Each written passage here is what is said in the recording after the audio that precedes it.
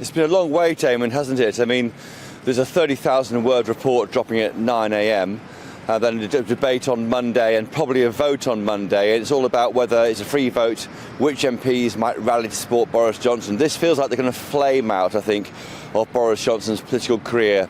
Certainly for now. It's going to probably say that he misled the House of Commons. That's what we think, given the Johnson reaction and given the claims he's been saying since. And he, of course, has seen a draft copy of the report last Thursday and then spectacularly resigned last Friday. So I'm not sure how much is bothering actual constituents. I think I've spoken to half a dozen Tory MPs. They say they've had a very few number of emails in protesting about the treatment of Johnson. So I wonder whether it's obviously entertaining, to be frank, and a kind of spectacular fall from power for Boris Johnson, but whether it actually affects the kind of mortgage rates, interest rates, cost of living, those are the big issues worrying people nowadays. I spotted your tweets yesterday about the kangaroo court argument that surrounding this whole Privileges Committee, and the Labour members of the committee, I understand, wanted disciplinary action against anybody who used that term because it put the Commons in contempt. But they managed to come to a sort of agreement with the Conservative members that it would be the Privy Councillors only that could possibly be disciplined. So the likes of, say, Jacob Rees-Mogg. Tell us more about all of this. Well, that's right. A big concern has been the way supporters of Boris Johnson have called this committee, seven-strong committee, 4 Tory MPs, 3 from the opposition. They've called it a kangaroo court. That expression was first actually reported by me for Telegraph in May last year. It came from a source in the government saying it was going to be a kangaroo court. And so it's proved for those supporters of Boris Johnson. The idea is they are so annoyed, really annoyed, I think, about they see Tory MPs and really Tory MPs who should know better attacking an attempt by MPs to discipline other MPs in Parliament.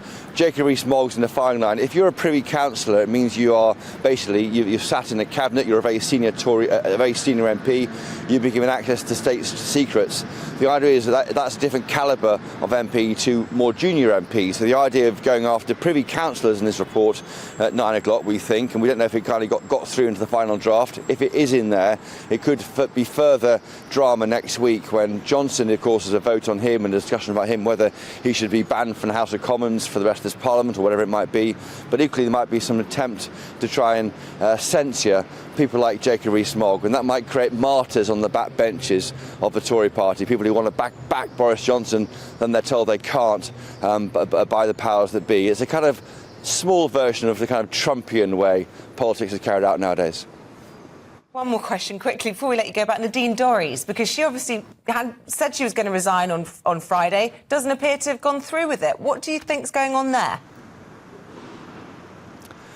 Well, she gave a lengthy Twitter thread last night to explain she's quite keen to stay as an MP.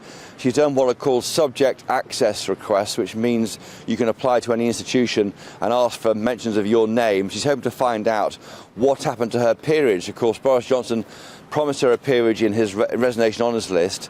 It turned out with a conversation with the Chief Whip on Friday last week that she wasn't going to get it. She then resigned as an MP at 4 p.m. last Friday. Seems like years ago, it was last Friday she resigned. I say resigned, she's told people she's resigning. She hasn't formally resigned. She hasn't written a letter yet to the Treasury say, I resign as an MP.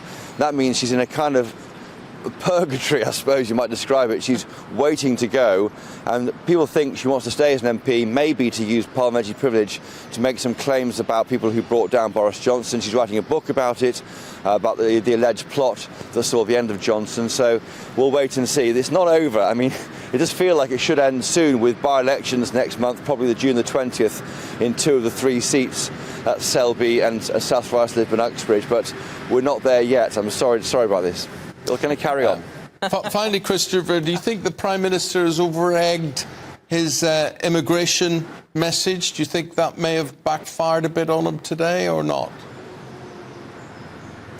No, I think there's definitely an intention in Downing Street to show the PM is doing what he can to deliver on these 5 targets he set himself this year, one of which is quotes, to stop the boats. Now, that's a target he set himself. He's not going to do it this year, but he wants to try and show progress by the time of the next election, which could be in May or October next year. So I think they're desperate to show him out on the front foot doing things to deliver for Tory voters, for the people of the country, to try and deliver on this promise he made to us all in January. And they want to show this Boris saga as a sideshow away from the real world, a Westminster bubble idea, if you like.